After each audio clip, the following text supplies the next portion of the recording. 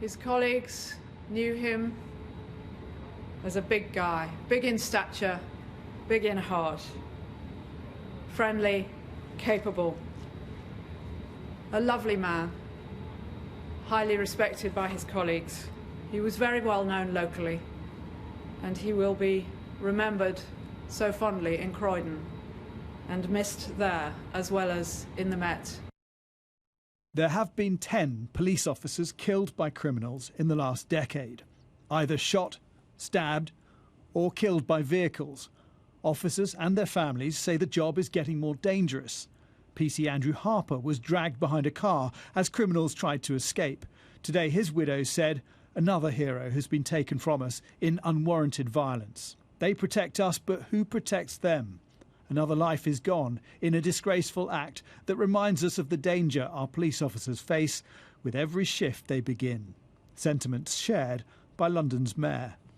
I'm quite clear, and I've spoken to the Commissioner to make sure we're doing all we can to keep our police officers, our brave police officers, as safe as they possibly can be.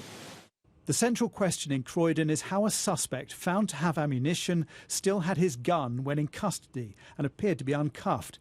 Some say officers have less search experience and training. Others that there's a culture of over-caution now because of public criticism over stop and search.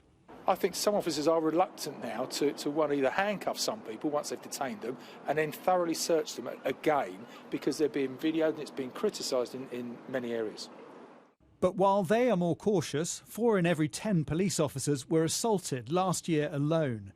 The website Emergency Services News documents attacks on the police. We can't show his face in this interview, but the former police officer who runs the website is John Johnson.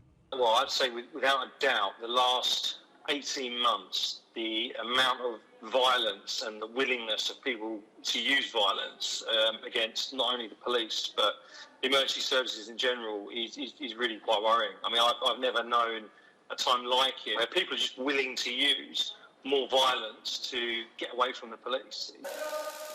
A report by the Police Federation found that a growing number of police officers would happily carry a gun. More officers are now carrying tasers.